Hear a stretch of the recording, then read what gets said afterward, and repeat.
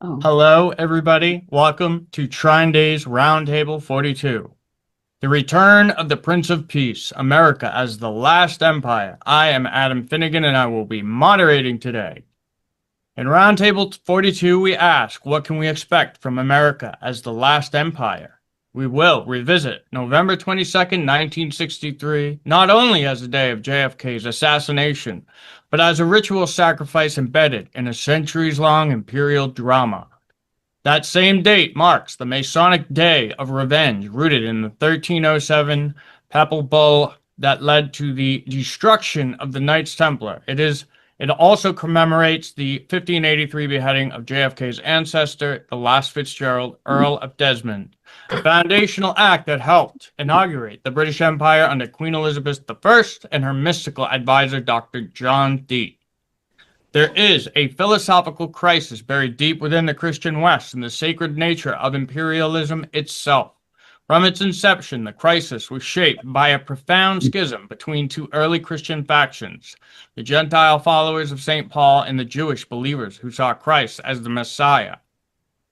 The ancient divide echoes through the forces that brought JFK to Dallas and the end-time prophecies symbolized by the date November 22nd, 1963. As we trace these ritual and mystical echoes across the ages, we ask, was JFK's death a chosen role in a drama older than America itself? Join us for Roundtable 42 as we lay out how the circuit that started November 22nd, 1307 will be completed with the return of the Prince. But before that, I'd like to introduce our host, publisher, Chris Milligan. Thank you, Adam, and thank you everybody for spending some time with us. You could have. There's a lot of other things people can do, as we all know. well, And I can't send you a link. I'll send you the email. You have to scroll down, register. The moment you put in your name and your email, Okay, then you you will need be to able to click on a link and go get it. It just started. Okay. Oh, thank you, Barbara. okay, so it was, I don't know, maybe 5-6 years ago. I got a call from Paul and Liz, and they were talking about this book, and so we put that one out, and they, we kept talking, and I said, there's something here with the Fitzgerald saga, okay, that is very relevant to today about what we're going through. And as the years have rolled by, we have gotten deeper and deeper into the Fitzgerald saga and the America saga because, we live here today. Okay. There's been a bunch of people that have lived before us. Okay. And there's this march of history that, that moves us forward, hopefully to a better place where, we treat our brothers and sisters like our brothers and sisters. Now, generally I start off, and I'm going to start off again today with one of JFK's speeches because, well, they're very, very good for one thing. Okay. And this is, he got elected in January, in November of 1960, and then took his office in January of 1961. And before he did that, he went to the State House in Boston and had did a speech on January 9th. And so I'm just going to start off here. For 14 years, I have placed my confidence in the citizens of Massachusetts, and they have generally responded by placing their confidence in me. Now, on the Friday after next, I am to assume new and broader responsibilities, but I am not here to bid farewell to Massachusetts. For 43 years, whether I was in London, Washington, the South Pacific, or elsewhere, this has been my home.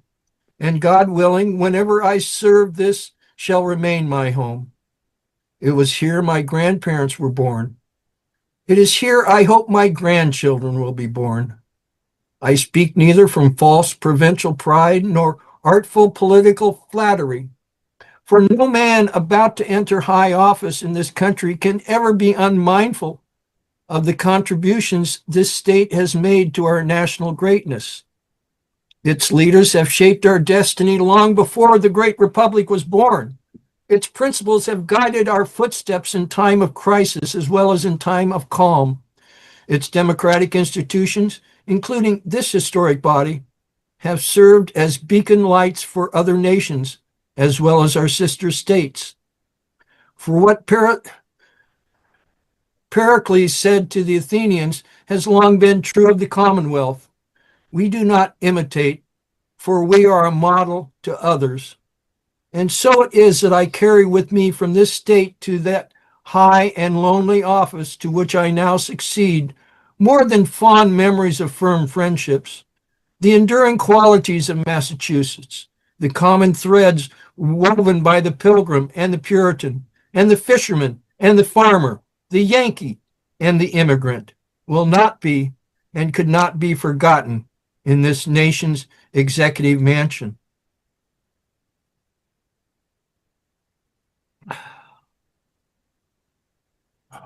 Excuse me. We must always, but I have been guided by the standard John Winthrop set before his shipmates on the flagship Arabella 331 years ago, as they too faced the task of building a new government on the perilous frontier. We must always consider, he said, that we shall be as a city upon a hill. The eyes of all people are upon us. Today, the eyes of all people are truly upon us, and our governments, in every branch, at every level, national, state, and local, must be a city upon a hill, constructed and inhabited by men aware of their great trust and their great responsibilities. For we are setting out upon a voyage in 1961 that no less hazardous than the one undertaken by the Arabella in 1630.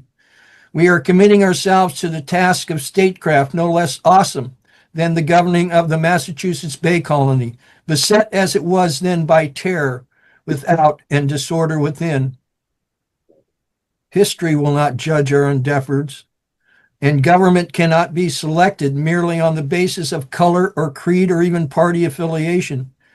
Neither will competence and loyalty and stature, while essential to the utmost, suffice in times such as these. For of those to whom much is given, much is required. And when at some future date the high court of history sits in judgment on each one of us, recording whether in our brief span of service we fulfilled our responsibility to the state, our successes or failure in whatever office we may hold will be measured by the answers to 4 questions. First, were we truly men of courage, with the courage to stand up to one's enemies, and the courage to stand up when necessary to one's associates, the courage to resist public pressure as well as private greed? Second, were we truly men of judgment, with perceptive judgment of the future as well as of the past, of our own mistakes as well as the mistakes of others, with enough wisdom to know that we did not know and enough candor to admit it? Third, were we truly men of integrity, men who never ran out on either the principles in which they believed or the people who believed in them, men who believed in us, men who neither financial gain nor political ambition could ever divert from the fulfillment of our sacred trust? Finally, were we true men of dedication, with an honor mortgaged to no single individual or group, and compromised by no private obligation or aim, but devoted solely to serving the public good and the national interest? Courage, judgment, integrity, dedication. These are historic qualities of the Bay Colony and the Bay State, the qualities which this state has constantly sent to this chamber on Beacon Hill here in Boston and to the Capitol Hill back in Washington. And these are the qualities which, With God's help, this son of Massachusetts hopes will characterize our government's conduct in the 4 stormy years that lie ahead. Humbly, I ask his help in that undertaking, but aware that on earth his will is worked by men. I ask for your help and your prayers as I embark on this new and solemn journey. Again, words of wisdom, and we're still talking to people from Massachusetts here. Both Adam and Paul and Liz still live there. Onwards. Onwards. Thank you, Chris. Thank you. And we'll take it away, Paul. Take it away, Paul. Yes. Oh, Well, you know, from the start of this thing that we've been involved with, there was always something that occurred to me. There was something else going on. There was something under the surface. And being a Fitzgerald came with a kind of extra added attraction. And that all through my life, people would say to me, oh, well, you're one of those guys. Oh, Fitzgerald. Oh, I showed up at an event in Boston one night, and somebody looked at my name tag and they said, oh, they got the real Irish mafia out tonight. So, you know, it was that kind of thing would happen to me, period. It's like, what the heck is this going on? And then, of course, the Al Lowenstein event that occurred when Ted Kennedy was challenging Jimmy Carter back in 1980 for the nomination. And he came over to me and he saw the name tag. And once again, it was like something happened. And I'm saying to Liz, there's something going on here I don't know about, you know, or I have to know more about. So at any rate, bit by bit, we kind of pieced the things together, and we talked to Chris about this whole thing about the memoir approach to these things. So we've been piecing this thing together with your help and you know, all of you kind of involved in this journey that we've been taking. And fortunately, the Fitzgerald family has had some very good authors in the family along the way, and they've all written about their personal experience and about how it all got started back in the 12th century. And so it involves a lot of interest. It's an interesting trail. So today I'm going to advance that trail one important piece, because the pieces of this puzzle are beginning to fit together in some very interesting ways that are completely, not almost, but very much biblical in nature. We didn't expect that when we started, but here we are. So I'm going to lay out a few pages today for you, and I'm just going to it's hot here in Boston, in Winchester, and so if I start to struggle and fall down, you'll understand what's going on. So when I ended our first roundtable on the subject, I emphasized that if one thing alone can be said to tie the elements of John Dee's 16th century cosmopolitics together with today's geopolitical events, from its ancient metaphysical beginnings in the sacred Platonic hierarchy of geopolitical events of Greece and Rome, to the Knights Templar, to the foundations of Masonry, and the establishment of the divine right of kings. It's the rebuilding of the temple of King Solomon as a model of the past and an objective for the future. The temple represents the single most important feature guiding current history, and not simply as a metaphor for perfection, but as an actual mathematical construct invoked to bring about the biblical end of days without anyone the wiser. Hold on a second. As described in the book City of Revelation by John Michel, the notion of the temple as the place of union between cosmic and terrestrial forces has been held by all people. To the Babylonians, their house of God, and to the Greeks, the rock at Delphi represented the creation center. To the Jews, however, has fallen the honorable charge of preserving their living tradition into the present time, so that the image of the Temple of Jerusalem restored has become accepted in the language of symbolism throughout a great part of the world as representing the eternal aspiration of the mystics, to witness the return of the prophetic spirit and the consequent appearance of a revealed world order necessary for the establishment of a human civilization. It was this dream that inspired the early Christian Gnostics, Hermetic societies, the Knights Templar, and the Order of St. John, the medieval Kabbalists, and the magicians. The first aim of the Freemasons was the restoration of the temple, the key to the secrets of the lost primeval harmony, the ancient dream of the divine order translated to earth, and the foundation myth of colonial America. So in our opinion, if you possess the ability to create a mathematical model to guide humanity from the fall of man in the Garden of Eden back to the mythical golden age of peace and security, then it would all begin in the mind of God with the sacred measurements of the Temple of King Solomon. And if that were the case, how then would you go about achieving something as grand and complex? Early on in our combined adventures in Afghanistan and family research, we'd hit upon certain names and numbers that kept turning up without any connection to what we were looking for. One such number was 117. And if you search around, you'll find that a lot of other people over the years have shared the same experience. I inadvertently came upon the number again 3 separate times as I started to write this paragraph. According to BibleStudy.org, one possible meaning of the number 117 is from its prophetic link to Jesus and the layout of Scripture. The Song of Solomon, penned by King Solomon himself, contains 117 verses, and the first 3 books of the Bible have 117 chapters. But the original case that caught our attention was the Kabul hotel room, number 117, in which the kidnapped American ambassador Adolph Dubs was assassinated on Valentine's Day, February 14th, 1979. Dubs had been sent to Afghanistan by Carter's Secretary of State, Cyrus Vance, with an express mission to calm Soviet fears of American interference on their southern border and keep the Soviets from invading. Yet his unsolved murder only made the invasion inevitable.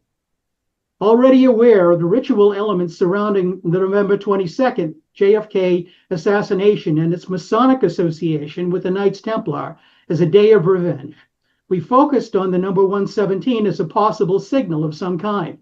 But not until I found the following passage on creating cipher codes did it become clear what that signal might have been. It reads, quote, "When constructing a code that is designed to be deciphered without a decoder guide, a cryptographer will use extremes as pointers to show us the structure of the code. Tools such as the longest, shortest, and repetition serve to draw attention. In keeping with this theory, we notice that the shortest chapter in the Bible, Psalm 117, is also placed at the exact center. It contains exactly 33 words, which by no coincidence is the number of years in Christ's life, the number of generations from Adam to David, and the number of degrees in Freemasonry. On counting sets of 33 chapters from the beginning of the Bible, we find that the 9th set lands on 1 Kings 6, 9 sets of 33 chapters, one backwards from Psalm 117. We find that the 9th set lands on 1 Kings 7. The chapters 1 Kings 6 and 1 Kings 7 detail the construction of Solomon's temple. The temple is begun in 1 Kings 6 and construction ends in 1 Kings 7. Due to the fact that the word temple is often associated with perfected man and wisdom, a great deal of coding can be found within the biblical concept of Solomon. The word Solomon serves a dual purpose in the coding of the Bible. The word Sol is Latin for son. The word Om is Hindi for son, and the word On is Egyptian for son. Also, the vowel O is symmetrically placed throughout the word 3 times. So here in the number 117 is a coded message hidden in plain sight as a mathematical metaphor for Solomon's temple and probably a key to Solomonic angel magic. And here is the same number providing the geolocation for an American ambassador to be removed by assassination as the final obstacle to a desired geopolitical outcome, the Soviet invasion of Afghanistan. Is that complete coincidence, or is that intentional subterfuge? I use the term geolocation because that is exactly what Dr. John Dee was doing back in the 16th century when he used Solomonic theurgic magic as an astral global positioning system to cast long-range horoscopes for Britain's imperial agenda and prophesy more accurately where and when the best opportunities for accomplishing the goal of sacred empire might be found. The U.S. ambassador had been sent to Kabul as a man of peace, specifically to calm Soviet fears over the intentions of Jimmy Carter's national security advisor, Zbigniew Brzezinski.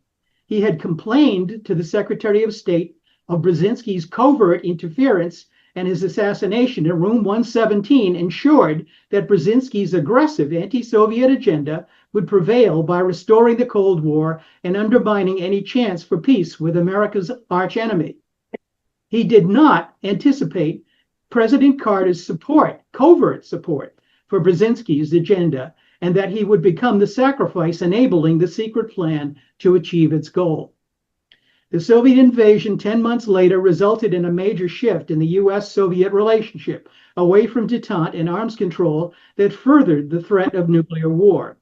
In addition to killing diplomatic relations, it opened a Pandora's box of hostile strategic objectives that had been waiting in the wings, and especially one that fulfilled the long-standing British imperial agenda by occupying the Middle East with American troops. In the West, the Soviet invasion of Afghanistan was portrayed as such a serious threat to peace. The Bulletin of Atomic Scientists moved the hands of the doomsday clock the closest to midnight since it being established in 1947.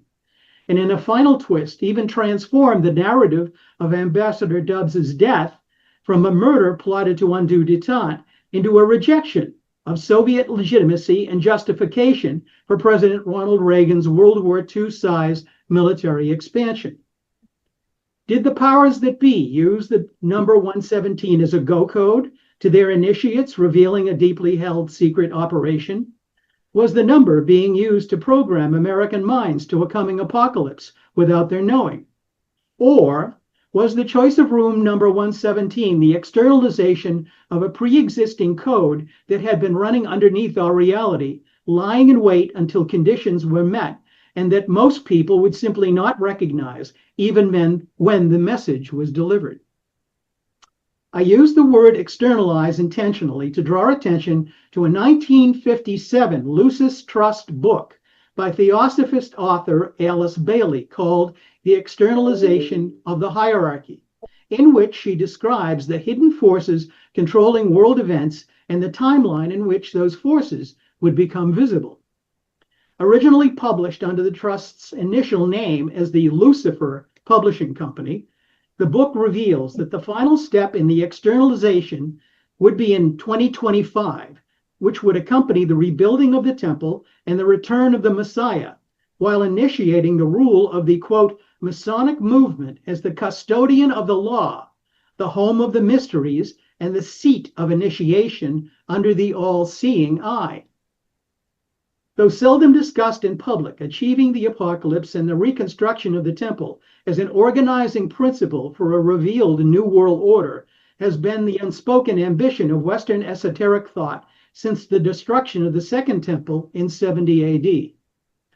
But was this New World Order based on the Roman imperial rules of sacred hierarchy really the fulfillment of the Jewish Messiah and revealed truth? Or was the Christianity of the Apostle Paul just a rebranding of a Roman imperial hierarchy and its pantheon of gods rather than of Jewish Messiah bent on freeing his people from the oppression of just such an elite hierarchy?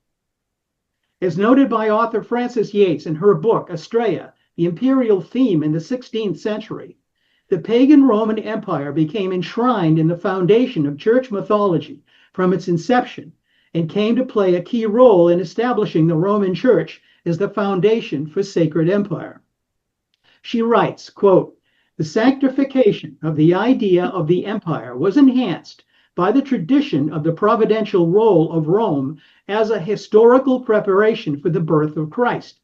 The age of Augustus was the supreme example of a world united and at peace under the Roman Empire. And to that age had also belonged the supreme honor of witnessing the birth of Christ. In consenting to be born into a world ruled by Roman law under the greatest of the Caesars, Christ had consecrated the Roman world order and the Roman justice. Virgil's Aeneid, with its glorification of Augustus, thus became a semi-sacred poem, glorifying the historical framework of the Savior's birth. Virgil was believed to have spoken with the inspired voice of a prophet when he proclaimed in the fourth eclogue that the Golden Age was about to return. In the 20th century alone, well-known mystics Helena Blavatsky, William Butler Yeats in The Golden Dawn, Franklin Roosevelt's vice president Henry Wallace, Russian artist Nicholas Roerich, and magician Aleister Crowley all put forward similar plans in one form or another to bring the old, corrupted world to an end, bring forth a return of the Golden Age, and invoke the New World Order described by Alice Bailey and the Lucifer Trust. But what of the message preached by the flesh and blood Jewish Messiah and the revealed truth his apostles were willing to die for as they spread his message throughout the empire? According to author and researcher Jason Liu, that message came with a fundamental problem revealed in the Apocalypse of St. John and remains today as a terrifying shadow haunting the New Testament and the descendants of its imperial legacy. Liu writes in his book, John Dee and the Empire of Angels, quote, Revelation originally described the end of the world as it was then known. It was written from the perspective of the Jews who had accepted Christ as the Jewish Messiah, not Paul's converts to the new religion of Christianity, drawn from the pagans of Greece, Rome, and North Africa. The book is a visionary prophecy of the final war of the much tormented Jewish followers of Christ against the evil of not only Nero's Rome, but also Paul's non-Jewish converts to Christianity. For us, this distinction between the original Jewish followers of Jesus and St. Paul's pagan converts to Christianity, stripped of its connection to Judaism, was important, but had never attracted our attention. But when we ran the idea up against the arrival of the Fitzgerald family to Ireland in 1170, a year we have been told was chosen to commemorate the 1,000-year anniversary of the destruction of the Second Temple, and how they'd so quickly embraced Irish ways and culture, we realized they must have found something in Celtic Christianity that set them on a different course from Rome and prepared them for the Christ-like sacrifices that were to come. As described in his book, Celtic Christianity, a sacred tradition of vision and hope, Benedictine monk Timothy Joyce writes, quote, the Celtic Church developed in its own unique way, absorbing most of its pagan antecedents. The relation to Rome and the larger universal church emerges as an issue, especially for those who see the Celtic Church as something distinct from the Church of Rome. On the continent, many Celts had embraced much of Roman culture without much resistance after Roman imperialism had spread its way northward. But most significantly, the planned Roman invasion of Ireland never took place. The Irish were never part of the Roman Empire. As far as the Roman Church was concerned, the Celtic Church developed in its own distinct way. Some of the theological problems that beset Rome never impinged on the Celtic Church.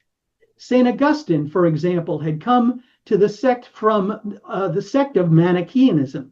This group held a dualistic view of reality, believing in a cosmic split of light and darkness. Material beings, including the human body and sexuality, took on an aura of evil which never entered the Celtic Christian Church.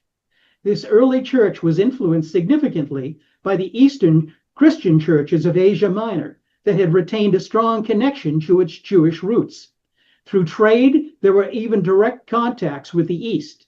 Knowledge of the churches of both Jerusalem and Constantinople was widespread. The reorganization of the Roman Empire into a Roman imperial church after the conversion of Emperor Constantine in 312 CE overwhelmed much of what had originally been a prophesied Jewish end-of-days movement on the verge of its apocalypse. Factional struggles dominated the early Christians as the Jewish Messiah was transformed by the Apostle Paul from a human king into a divinity of the imperial Roman Church with a mission of universal conquest. The crowning in Rome of the Frankish king Charlemagne as Holy Roman Emperor in the year 800 completed the connection.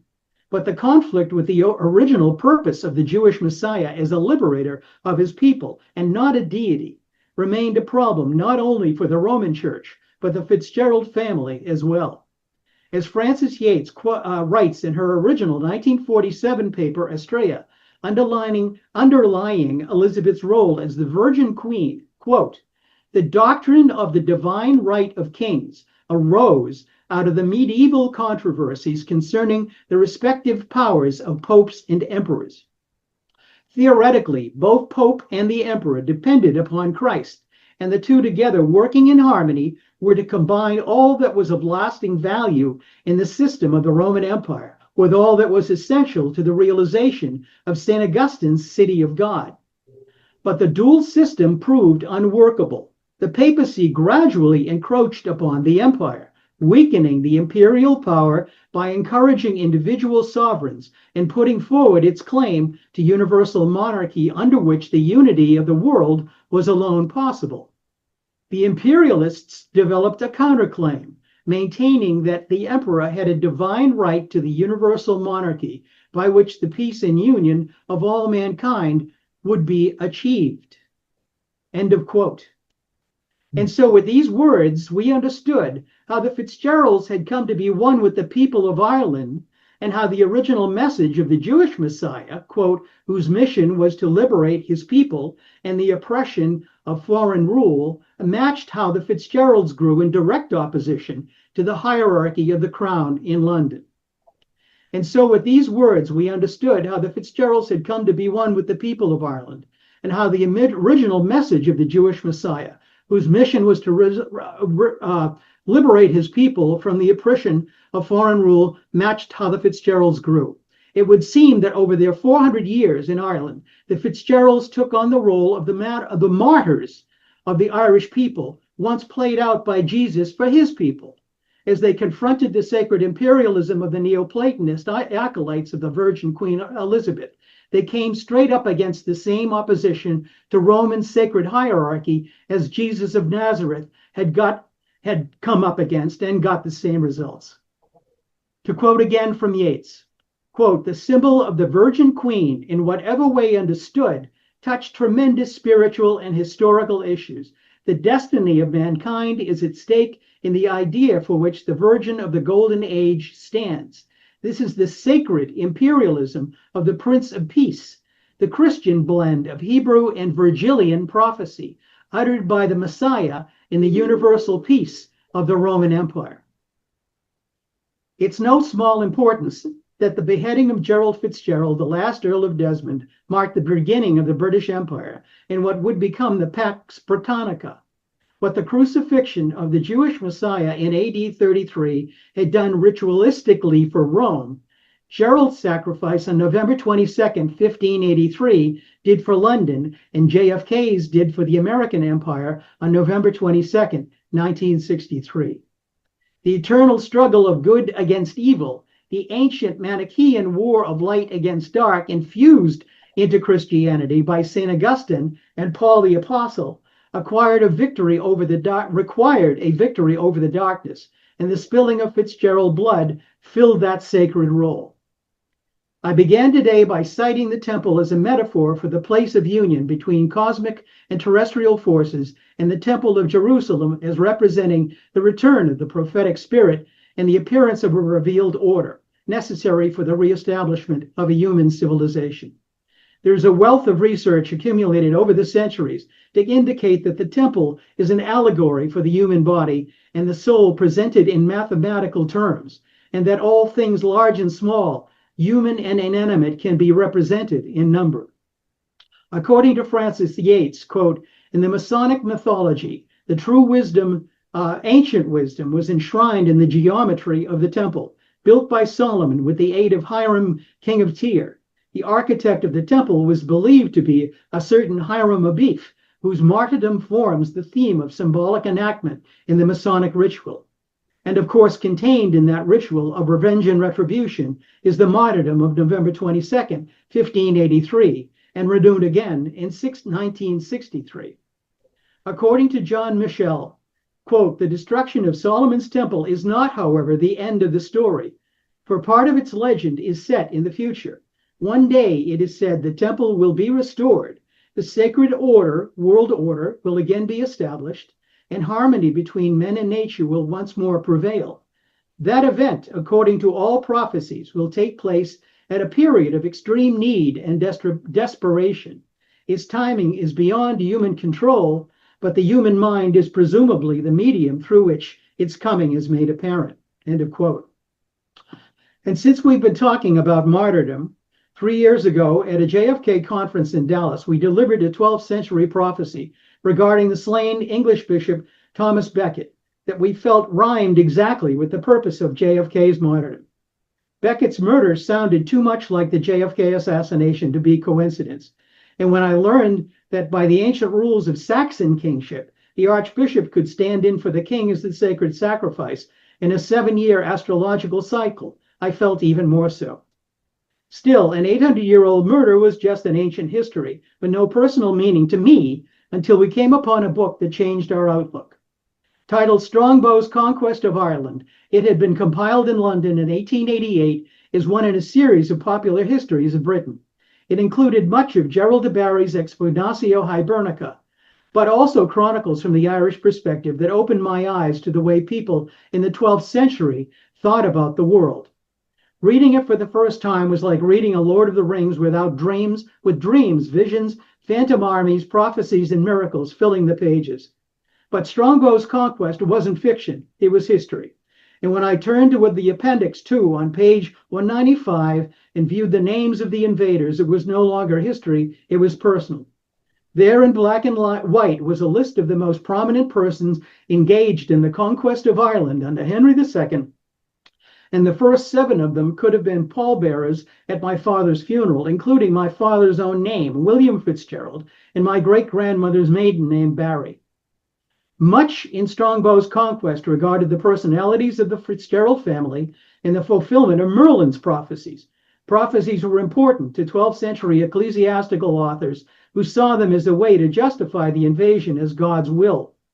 Gerald de Barry himself promised a full book of such prophecies and applied one of them from Merlin Sylvester to the ritual murder of Thomas Becket. Quote, "A new martyr will be revealed by a new kind of miracle in Western lands, and in an age when the world is drawing to its end, he will, by his own peculiar power, restore to the maimed and wretched limbs that have been wrenched out or cut off. And again, grief will be transformed to joy when sons butcher their father in their mother's womb." To Gerald de Barry, Thomas Becket represented the father in the highest degree of the Grail ritual, as was known to the Welsh in 1170, while the mother's womb represented the mother church in which he was killed. To him, the 4 knights who had killed him represented the sons, who were sentenced by the Pope himself as penance to spend the remainder of their lives fighting in the Holy Land with the Knights Templar, and at the end of their days buried under the steps of the temple in Jerusalem.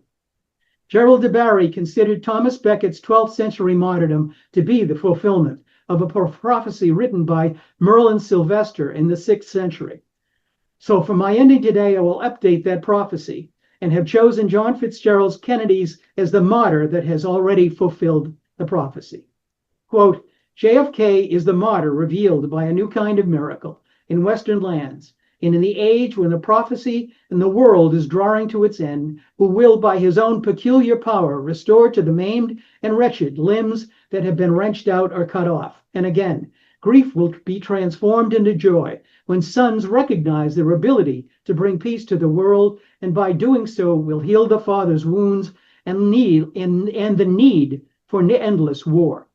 The West will enjoy what was formerly the prerogative of the East, and at the setting of the sun, while the sun rises in its setting, while its light seems to be quenched and extinguished, the daylight illumines with a new brightness the mists of the Western land, and at the closing age of the world, orators will come from the East, and principled men will worship the footsteps of a new martyr in the lands that lie on the western borders of the ocean. The last Earl of Desmond was slain in 1583 while fighting to the bitter end for Irish sovereignty. Even with that lasting blow to the cause, the affection for the Fitzgerald family continued to grow. As the President of the United States, John Fitzgerald Kennedy rose to the level of his great ancestor and won the affection of the American people. When he was killed, his dream for peace was killed as well. If we who believe in his vision can come together, we can resurrect JFK's dream for America and restore the hope that was lost with his death. Thank you.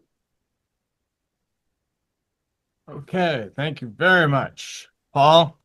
Brilliant. And Really? so now we would like, do you want to jump into having some open discussion, or what would you like to do next, Chris? Well, Chris, there's certainly a lot to unpack there. Yeah, there was a whole lot, Paul. I tell you, you keep digging, don't you? And keep finding stuff. Yeah, I got those diamond drill bits out. So let me start off with a question here. That Bailey book, externalization or Externalization of the hierarchy. okay. Predicted. It was published by the Lucifer Trust, 1947 originally, and then it was republished in 1971, I think. Wasn't it called was it called the Lucis Trust at one point too? That's Yes, what it is now. That's what it is now. It was. Oh, okay, so it was Yeah. Lucifer It first. was originally the Lucifer Yeah. Trust, Yeah. and the Yes. Okay. Lucifer Publishing Company, Yes, and And then it- they changed it to Lucis. they Yeah, changed right. it to Lucis. Then Right. it's they have an office at the Yeah, United Nations. Nations, right. Yeah. Oh, And really? just to make the point, just if you didn't hear this, the year this is all supposed to happen is 2025, according Right. to this. Right. So we're in it right now. Yes. We're in the storm, the hurricane. Yeah, we're in the middle of it, Yeah. of the externalization Right. of the We're in the eye of the hurricane. Yeah, really. And boy, is it happening. You Yeah. know, I can feel it. Read it, and there's so many things in there, and she basically predicts that 2025, the Masonry will basically, the Masons had built the Temple of Solomon to begin with, and that was the origin of the externalization of Masonry as an operative, not operative Masons, but as speculative Masons, in order to basically run the show behind the scenes and construct the society around the world. So, I mean, we've done these Zooms with some of Chris's authors, and that have talked about all these things that they have seen, in the geometrically, all of these constructions, these squares, and Templar issues, and geometric configurations that completely are Masonic in origin, Well, all throughout the United States, as an example. I mean, Right. that's the whole point about the assassination of JFK. This is an outdoor temple that is so complete that you can apply all of these ideas of a ritual sacrifice throughout the entire event. So this is obviously part of what we're trying to do, is bring these pieces together that are unique to trailing it from John Fitzgerald Kennedy's legacy alone. And here we are. But when you get into this kind of conflict that was there at the beginning between the Jewish Messiah and what the advocates of the Roman Empire wanted to do with that messianic power, which was really quite powerful, needless to say, it really becomes clear that schism is still in operation and is really causing all kinds of havoc at the end of time, which I truly believe we are in right now. Yeah. In the days. And this confirms my posit about the secret societal system basically being the top level and the level of control. And so Carol has her hand up. Oh, yes. Oh, I just wanted, thank you so much. That was just brilliant. So much insight, so much information. But I can't help, integrate it with all the stuff that I've been getting and learning. And so when you talk about the rebuilding of the Temple of Solomon, we see this extraordinary line of events happening right now in the Middle East, where there's all that conflict taking place in Jerusalem, and it seems like some people are trying to hasten the apocalypse or Armageddon right now and rebuild the temple if they can possibly get away with it. And I think at the same time, the rebuilding of the temple is actually the the human beings finding their spiritual strength and coming back from that place of losing so much over the ages. And I think Christ said so many times that you will be better than me. You will be, and I think there is a spiritual awakening, and people are developing all sorts of abilities right now. So that is going on I think on a spiritual level. Mm-hmm. And I think in the larger scheme of things, when you talk about human civilization, I've been taking a class lately on spiritual technologies for galactic civilizations, and it seems like we are at this point where human civilization is actually coming into contact with galactic civilizations, and there is this drama being played out, and that the Earth is actually like a stage where many civilizations are coming together, and they're working out all sorts of karma. And we're in this, there's the short cycles and the long cycles, and the cosmic cycles, and we're at like a really turning point in the larger cosmic cycle of things. So it dovetails so perfectly with all the research that you have found. So I want to thank you so much for your insights. Thank you, Carol. Well, I want to make a quick point to it, just advance from what you just said, that the actual process I think that we are dealing with is, and this is what goes back to realizing that the original Messiah in Jesus was a human being. And that is really important to understand. And this human being scared the empire. And that's what this kind of power is about. And when you approach an empire willing to say, hey, if you're going to kill me, you're going to kill me. I don't care. You can't buy me. You can't fake me. You can't change me. And that's the point about the real power. And that's why the sacred sacrifice now has to be understood as the only way that this imperial intensity, it's like I describe it like a heroin addiction. Okay, you become addicted to imperial thinking. It really is a dangerous like drug. Okay, and you covet what doesn't want you.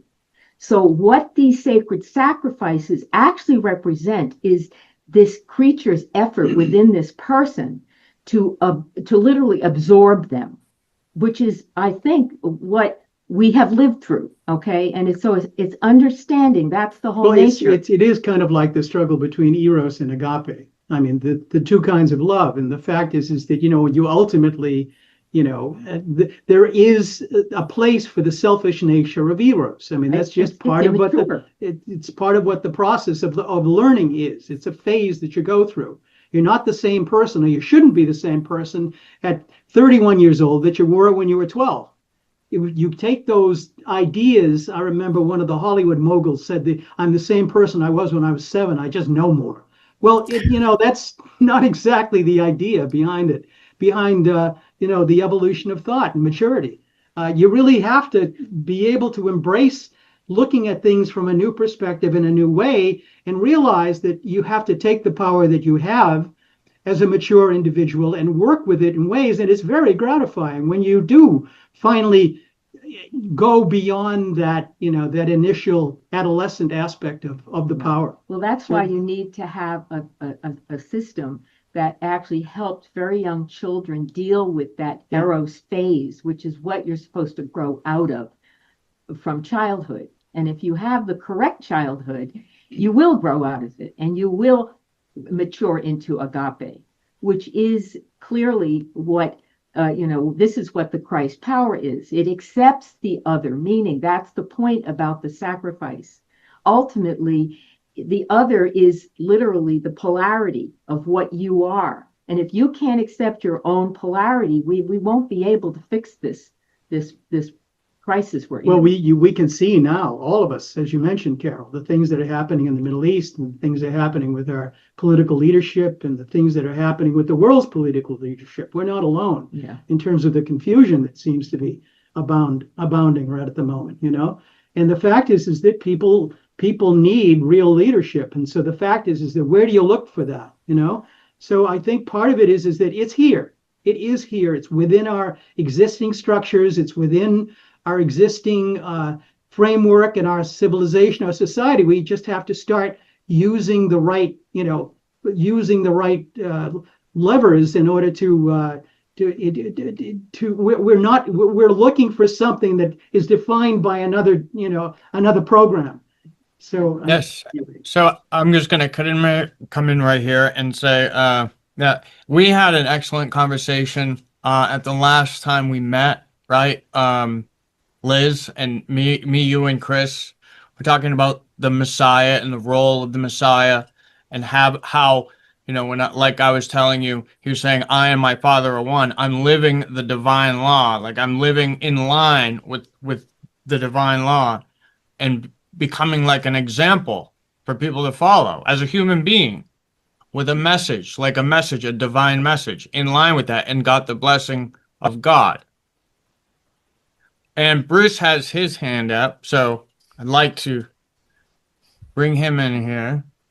Bruce? Hi. Of the 117, Paul, those instances, you mentioned, I think the Fitzgerald's going to Ireland in 1170, and that was another 117 to me.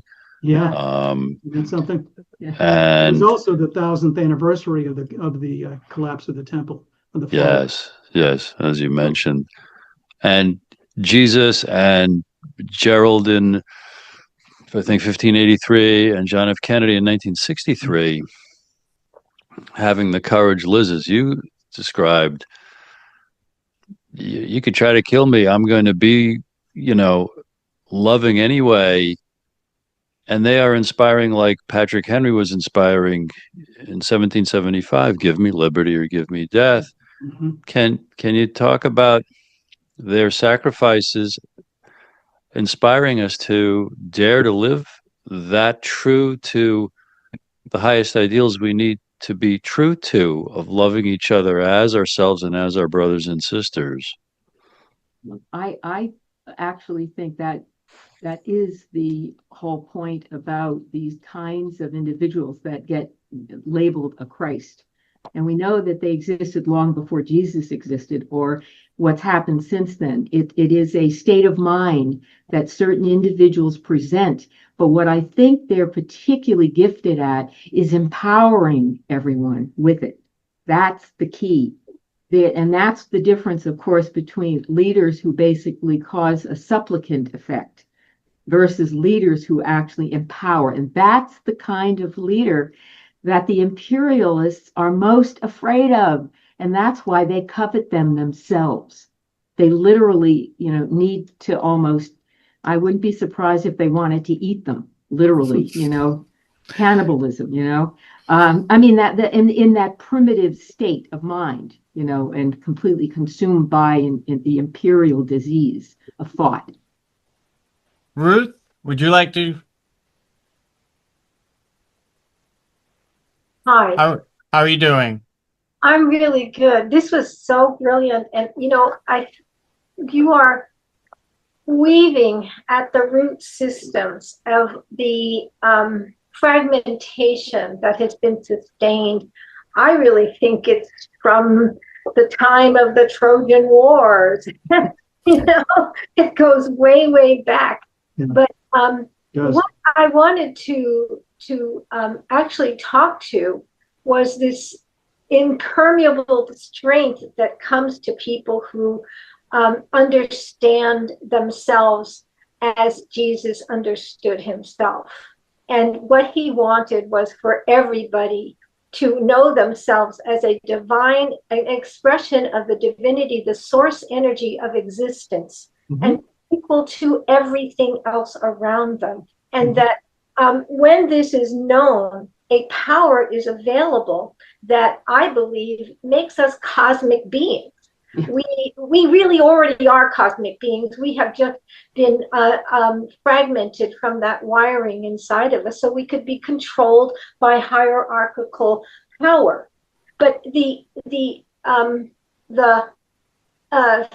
healing is so available. It's so who we really are. It takes healing the schism between giving domination to our thinking mind as being the source of knowing and what we have to know, to beginning to get into the quantum whole system of our whole energy field and understand how to become that which we know is the truth of who we are energetically as a feeling vibration, because we are vibration. The whole universe is vibration, and that what agape is the understanding of the matrix of love that's holding all our cells, holding every planet in its place, holding all universes in its place. Love is agape, is that matrix, and we have it inside of us. And when we align with that frequency in ourselves and know ourselves as this, and add our capacity to intend in a way that's connected to that wholeness and wants the highest good, the whole universe it's like a wave of energy that empowers us to activate a reality. And that is what we've been kept away from. And that's what you're uncovering, is that fragment, that historical, and it's been so insidious and so brilliant the way they have understood how to just create these little adjustments inside of our psychic system, our energy body, to unplug us from this power that is available in one breath. One breath, it gets us there if we breathe in a certain way. Anyway, thank you so much, because what you've done is help me crystallize what I've been working on in understanding the history of fragmentation and the insidious intentionality and darkness of it. And and part of the wholeness is understanding that we are part of that darkness, and it's not about rejecting it. It's about understanding how to go deeper to the source and allow all of that to live. Anyway, that's enough. I have to admit, Ruth, I was shocked myself. The more I dig into this thing, there's a Wikipedia page for the Roman Imperial Church. And that was what the first Catholic Church was known as. Yep. Well, the thing that I found very interesting too was the prophecy that you were talking about. He was talking about the West. Okay.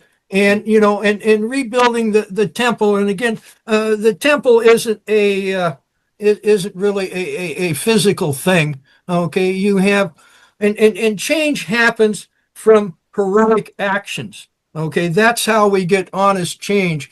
And what we've got people that are, greedy. Okay. And looking to rebuild a temple in Jerusalem. Okay, and remember we had the gentleman from New Orleans on here, and we talked about the ley lines, and he found ley lines all through, the different cities here, and they were talking about, a temple of that sort, of the ley lines that basically, captures the energy of the people.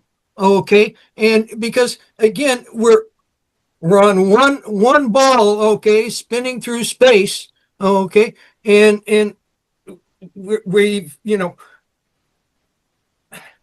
history moves us along, and we need to learn how to live with each other like brothers and sisters, and really that's what the thing is. It's not that some God's going to come down here and say, hey, you guys better act this way. It has to come from within, and people have to want to act in a nice, honest way. It's it's really quite simple, and it's been explained to us, I don't know how many times, okay? But there are political people, okay, who want to take advantage of people and do their dirty. So and we were talking a little bit about the secret societies and the Masons, and one thing that my understanding has found is that some of these secret societies, they started here, they started there, with particular purposes, but their main operation is to control us, control our future, and control our children. And so they after a while, they sometimes they would oppose each other, but after a while they says, wait a minute, our main enemy is the people, okay? And we have been subjected to very strong technological means and psychological means of control, psychological warfare. So I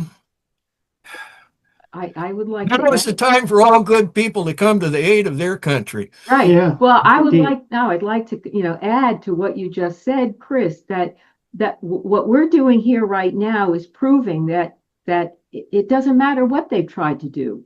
That's why we're talking about what we can do. And we want to spread the word, spread the good word. We want to get the message out that, that the sense of powerlessness that people feel is because they are good and they are afraid because of the abundant use of violence and the power to hurt people, to scare them. Well, you got to realize that's the tricks. That's all they have.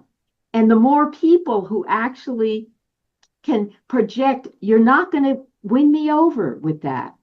I will be won over, but it won't be won over by trying to scare me. Okay? That I really, really accept you as a person, but I ain't going to accept you as an overlord over me. And I think that's the delicate balance we're dealing with, where, as I said about the nature of what we're dealing with is actually, consider the fact that the Christ has a dark alter ego.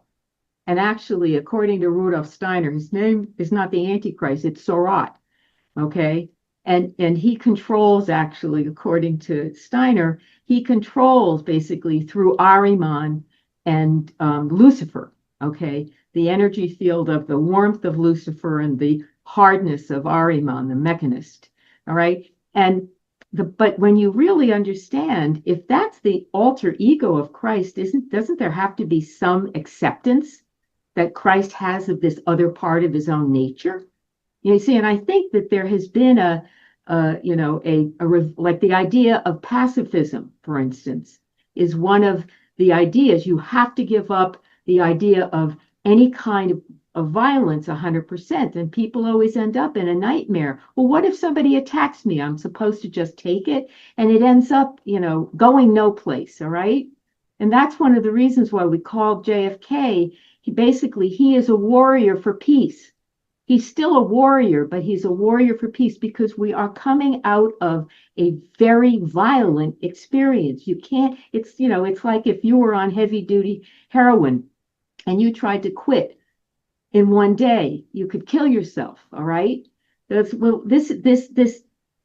overlay has been like a horrible burden on humanity. But when we begin to understand what it is and what it's been trying to do is prove that you're going to break.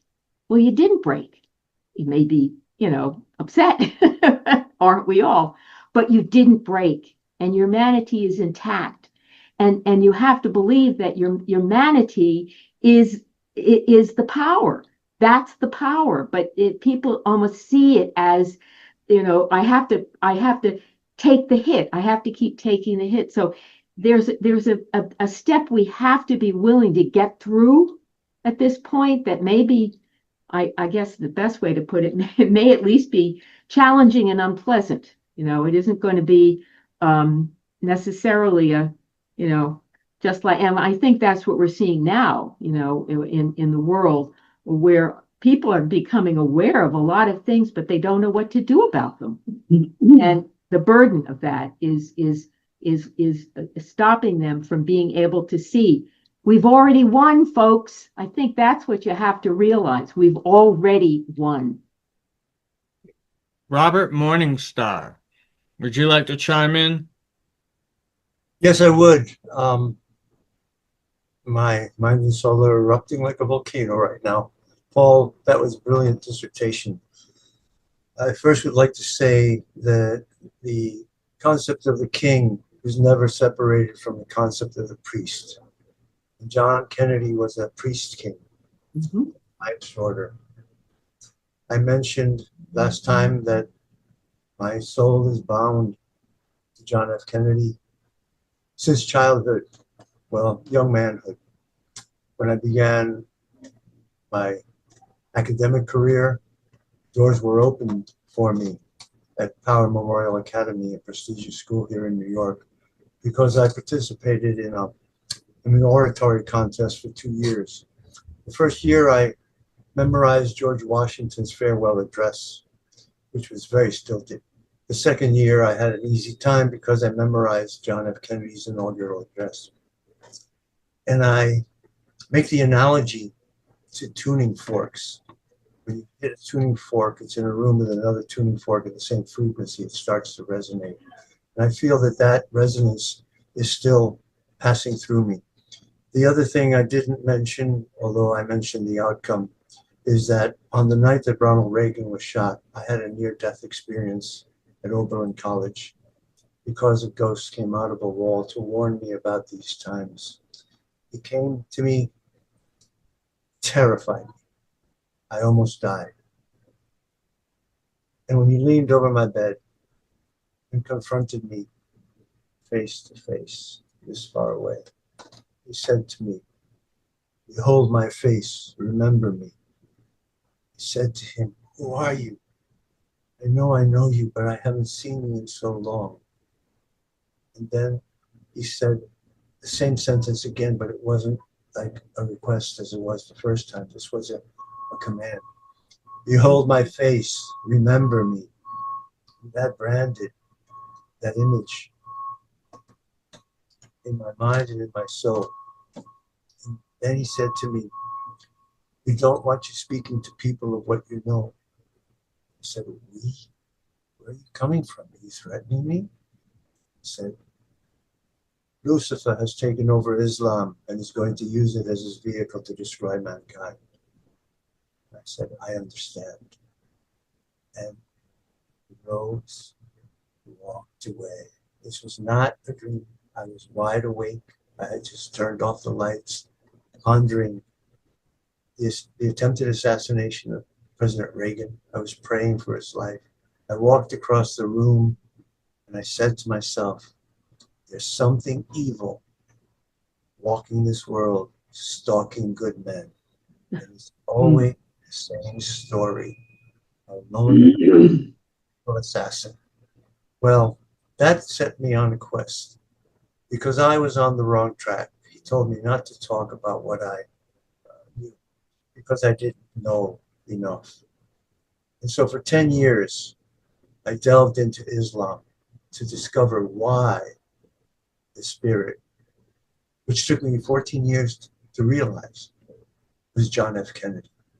And the realization came to me when I was invited by the ancient Druid order of the Universal Bond, the English Druid order, to go to Stonehenge in 1995, because the ghost that came out of the wall was dressed in white from head to foot.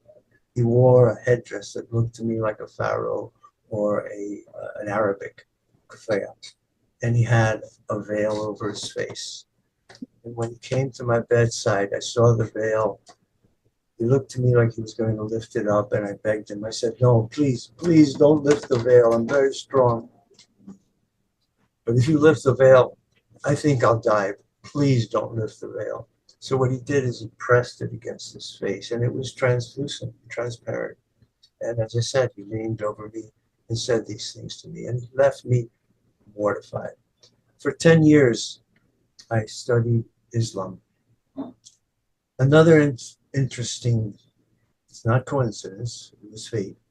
The morning I arrived at Oberlin, my sponsor was late at the airport. She said, "I'm sorry I'm late, but 2 professors in the religion department have died in the last month, and the second one died this morning."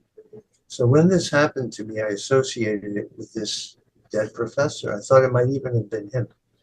So I explored and I found out that the man who had died was Professor Joseph Eliash, who had been born in Jerusalem, had become one of the most noteworthy scholars of Judaism and Islam.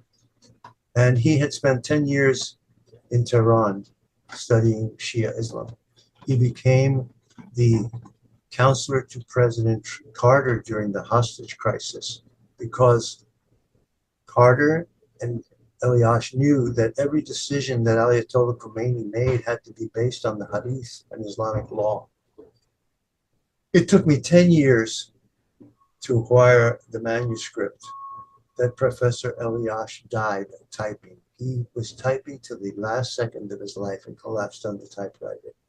It took me 10 years to get the manuscript. And it revealed to me 2 heresies that infused themselves into Islam.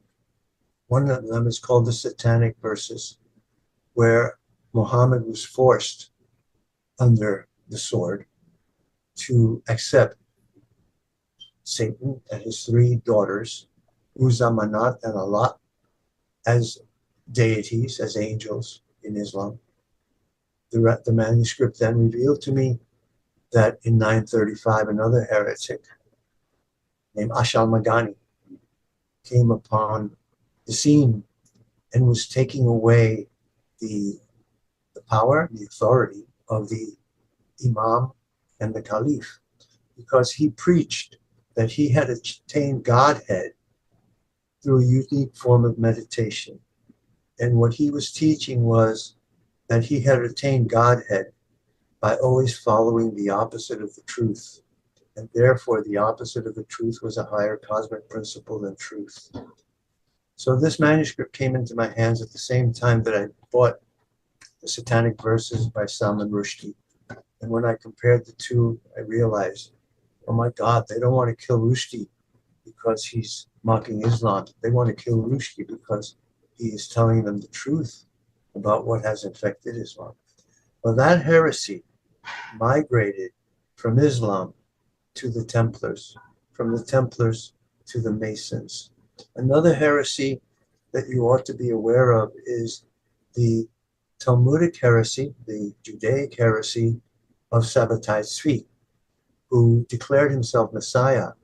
Talk about numerology. On June 6th of 66, 66, he declared himself the Messiah.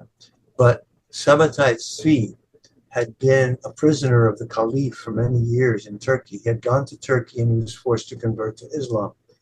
He learned this heresy. He took it with him when he escaped. Then he went into Eastern Europe. He went from North Africa to Yugoslavia and then on to Poland and Russia.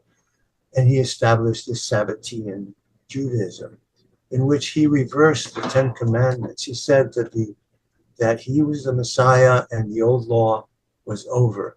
And the way to attain redemption was redemption through sin, and to indulge in every manner of sin and perversity, to reverse the 10 Commandments. Thou shalt not honor thy mother and thy father. Thou shalt kill. Thou shalt lie. Thou shalt steal. Thou shalt commit adultery.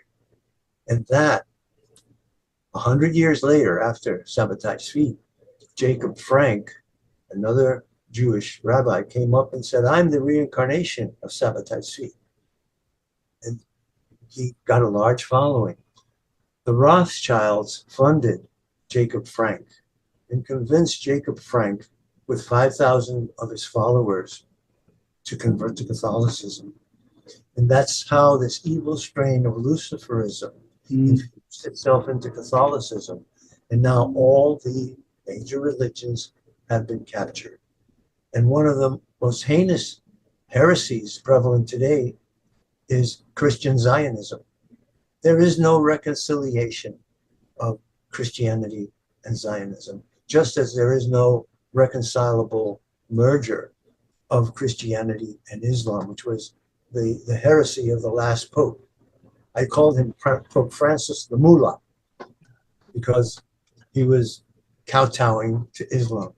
But let me just say this. It is important for us to retain our Irish Christian beliefs and not to be seduced into thinking that the building of the temple in Jerusalem is going to be a good thing. The temple to the Messiah that they want to build is the temple of the Antichrist. Their plan, as it is unfolding all around the world right now with mass migration and the perversion of children, is to destroy Western civilization. So that is the message that came to me. And that message came to me in the spirit of John F. Kennedy, who came out of the grave on the day that Ronald Reagan was shot, because his kinsmen, Ronald Reagan and John F. Kennedy, were descendants of the old High Kings of Ireland. And it's been a bloodline feud between two strains. The Messiah of the Jews involves two aspects, the Messiah Yosef and the Messiah David. And they dare to say that the things that they are doing are to force the hand of God to send back the Messiah. Who would dare to say in Luciferic pride that they can force the hand of God? And that is what we're facing. I'll leave it at that for now. I have more, as I said, I'm erupting like a volcano, but let us not forget that John F. Kennedy was a priest. I would like to make one acknowledgement, Robert, about what you just mentioned about the Christian Zionist issue. I think that is critically important because one of the most tragic outcomes of the separation of the Jewish component to the early creation of the early Christianity was this unfortunate idea that the Jews became the Christ killers, which is absolutely not true, but it stuck. And we know that that's part of what the Christian Zionists, and not all of them, but some of the branches of the Christian Zionists have really picked up on that. And I think that, this is one of the real tragic aspects of when you begin to understand, that the outrage that many people feel within their own communities, no matter what they do.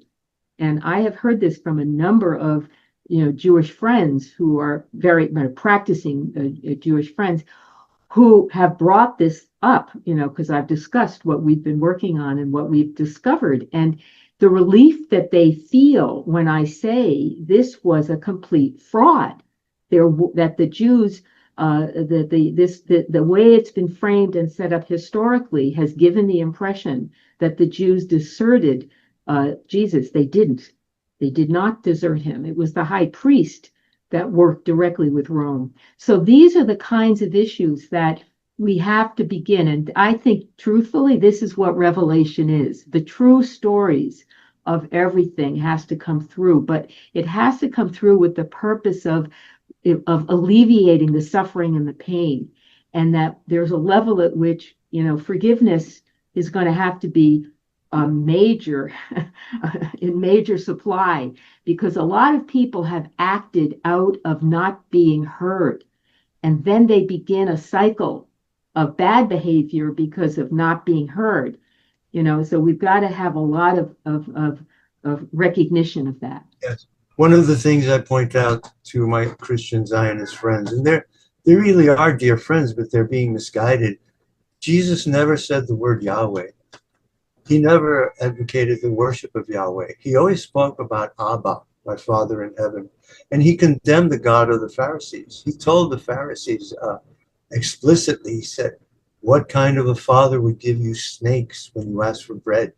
And then he confronted the Pharisees directly and he said to them, I am from above, you are from below. If you love the Father, you would love me.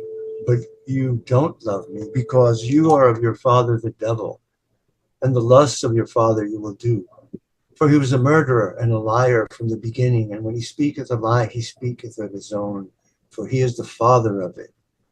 There is no reconciliation between Christianity and Zionism. Zionism is a political ideology that hijacked real Judaism. It hijacked a religion to establish a temporal state, and the Rothschilds funded it. And the Rothschilds are the greatest enemy of the Jewish people. And that's another story that I can tell you all the time. I'll just say this. The reason I know this is that I read an interview with Evelyn Rothschild, and he was asked, "Are you Jewish?" And he said, "I am an Isoan Jew." And there is the answer. I'll leave it at that because I don't want to get any more long-winded, but I want to thank Paul, I want to thank Chris, I want to thank Barbara Honaker for making it possible for me to be here.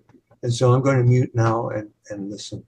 Okay. Thank you. Thank you. And so, Ruth, did you still have your hand up?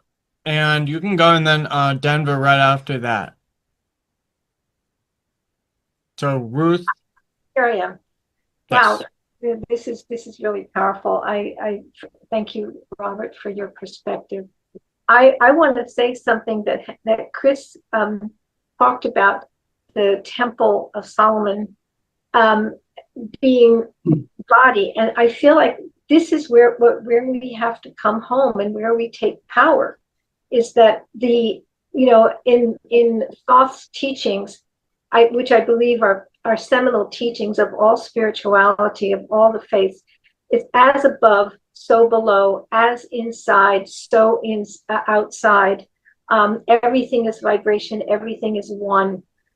These are some of these laws. And when you take that in, this is talking about quantum consciousness, which is where we have to get to in order to resolve all of this duality that we're in. But we can't get to quantum consciousness with the instrument that we're using, which is our thinking, processing mind. We have to use consciousness to get to the quantum state, which is awareness and our capacity to direct awareness. And so I was thinking about what you said, Elizabeth, about the dark side of Christ. And I was understanding that the dark side is always there. And part of why we are going through what we're going through is the individuation process of being able to be separated from the whole as having a boundary and a consciousness that can see ourselves as separate. At the same time, knowing we are one with everything and being that unifying the polarities within ourselves. So we are God in finite form. We are God seeing itself. And what I understood from this conversation is that the process of being a divine being awake to itself and manifesting means that as we have to constantly be navigating the polarities of the third dimensional world, which means we're constantly having to navigate dark and light all the time. Even when we become divine, we have to navigate and understand there's a responsibility and a choice that we're having to make based on the understanding of our power to choose and create something that's in a harmonic state of balance and wholeness with all that is created, which we are one with and part of. So I just want to say that because I feel like that's what we're having to navigate so that we can begin to create from the power of our capacity to intention and vibrate our whole being in a quantum way.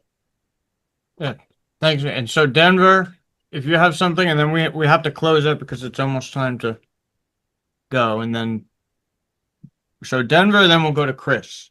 No, maybe Paul and Liz first before me. But No, Yes. Denver is going to Denver's go. first. Denver. Yeah, Denver. Yes, hello. So I wanted to touch on something related to this because it was basically the insidiousness of the church and kind of those nefarious aspects, and basically kind of how they've seemed to undercut humanity and this aspect of consciousness. And as some of you all know, I've been looking deep into the 12 senses from Dr. Martin's workshop as well as my own lived experiences. So I just wanted to bring a factual element to this that's very interesting in regards to this aspect from a historical perspective and also how it kind of permeates into our present. So in the 6th century, the clerics covered their necks with the collars, okay, which basically gets into the clerical collar. One of the reasons why it's black is as most women know, black is very slimming. So, and then they have the white, which actually helps to garner your attention to that part of the neck instead of actually on the neck, on the side of the neck here. Now, the side of the neck here is related to the 9th cranial nerve, which is, Dr. Martin calls that the truth sense. Now, that's actually connected. So, like from a physical perspective, like the blood channel for here are the vessels here are actually connected to the vagus nerve, which is intuition and calm, and the trigeminal and the facial cranial nerves as actual pathways. So, but the reason I bring this up is because when this occurs, if someone is lying, even if they're pathological, even if they believe their own lie, this aspect will still become reddened or flushed or become tense. So even if they don't know they're lying, the truth will come out. Wow. So if you have an indoctrination of an entire system, ideological system that you're trying to do, you would cover this up for the fact that the truth would never come out and never be seen. But it is something that is connected deeper into the ether, into the energy. And you can connect that to, the martyrdom sacrifice of that energy still manifesting. But this aspect of energy and the truth is wanting to come out all the time. And so when you notice people currently, in the establishment or the enterprise, if you will, you'll notice a lot of them refuse to even answer the questions now. So they will completely distract and divert away from the actual question, almost as a way of trying to avoid from giving an answer to which their lie can actually be revealed. So I think this is a much more multi-layered aspect. But when we're dealing with the glossopharyngeal cranial nerve, I wanted to bring this to people's attention. And just to add a little bit of a historical element, the Charter of the Forest, which was a companion document of the Magna Carta, that actually gave humans the right to live. 8 months after that signing, it was deemed heresy by the church. And this was connected to Pope Innocent III, who actually had an edict to take children for the Crusades. And I'm pointing this out because the Catholic Church wants God's doctrine to include child trafficking. The reason I'm pointing this out is because this edict from Pope Innocent III has never been rescinded. Wow. And so when we talk about the stuff that's going on, understanding the history and how we've gotten here is fundamental. And he was also responsible for doing the infallibility of the church, which basically is whatever I say is true, and to question it is punishable by death. So I wanted to add a few of those elements, especially as we're approaching this aspect of truth and consciousness and the nefariousness that has actually gone into this suppression. So I just wanted to add a little bit of that. So thank you very much. I'll land there. Thank you. Yeah. Can I just jump in for 1 second? It's Joyce. I don't know how to raise my hand with this, but this is so I get intuitive pains in my neck, like a warning if someone says something. Well, anyway, and it is about truth. That is exactly what it is. And the right side is usually having to do with personal and the left side work or planetary things. But to have you explain it in a sort of, I don't know, biological, whatever, is truly fascinating. You say you're giving me a pain in the neck, is the idiom. But anyway, that's fascinating. Thank you. Bye. Thank you. Paul and Liz, you want to say some last words? Yeah, I've been having a pain in the left side of my neck for a couple of months now. As I've been going through this process, it's been really, it's been, deeply cathartic. Purgative. Yeah, going through this process has been a physical as well as a mental exercise. Well, all the truth is living inside our body. We know that. Yeah. And all of it does have to come out. Yeah. Boy, well, this has been a wonderful roundtable today, I think. And, again, thank you all for your time. I mean, you could be doing something else. You could be eating an ice cream cone, who knows? But I'm going to end us here with, it's a poem called Kennedy, okay, written by Molly Kazan. And it starts off, Kennedy. I think what he gave us most was pride. It felt good to have a president like that. Bright, brave, funny, and good looking. I saw him once drive down East 72nd Street in an open car in the autumn sun as he drove yesterday in Dallas. His thatch of brown hair looked as though it had grown extra thick, the way our wood animals in Connecticut grow extra fur for the winter. And he looked as though it was fun to be alive, to be a politician, to be president, to be a Kennedy, to be a man. He revived our pride. It felt good to have a president who read his mail, who read his papers, who read books and played touch football. It was a pleasure and a cause for pride to watch him take the quizzing of the press with cameras grinding, take it in stride with zest. He'd parry, thrust, answer, or duck, and fire a verbal shot on target, hitting with the same answer the segregationists in a Louisiana hamlet and a government in Southeast Asia. He made you feel that he knew what was going on in both places. He would come out of a quiz with an A in economics, military science, constitutional law, farm problems, and the moonshot program, and still take time to appreciate Miss May Craig. We were privileged to see him on the worst day till yesterday, the Bay of Pigs Day, and we marveled at his coolth and style, and were amazed at an air that plainly was habitual of modesty and even diffidence. It felt good to have a president who said, "It was my fault," and went on from there. It felt good to have a president who looked well in Vienna, Paris, Rome, Berlin, and at the podium of the United Nations, and who would go to Dublin, put a wreath where it did the most good, and leave unspoken the satisfaction of an Irishman en route to 10 Downing Street as head of the U.S. government. What was spoken well. What was unspoken needed to be unspoken. It was none of our business if his back hurt. He revived our pride. He gave grist to our pride. He was respectful of intellect. He was respectful of excellence. He was respectful of accomplishments and skill. He was respectful of the clear and subtle uses of our language. He was respectful of courage. And all these things he cultivated in himself. He was respectful of our heritage.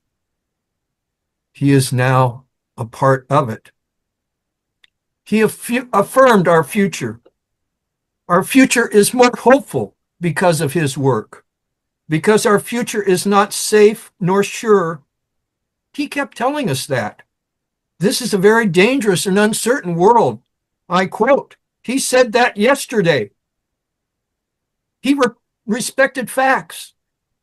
And we must now live with the fact of his murder. Our children cried when the news came. They phoned, and we phoned, and we cried. And we were not ashamed of crying, but we were ashamed of what had happened. The youngest could not remember any other president, not clearly. She felt as if the world had stopped. We said, it is a shame, a very deep shame. But this country will go on more proudly and with a clearer sense of who we are and what we have in us to become, because we had a president like that. He revived our pride. We are lucky that we had him for 3 years. Amen. Hope shy. Onwards. Onwards.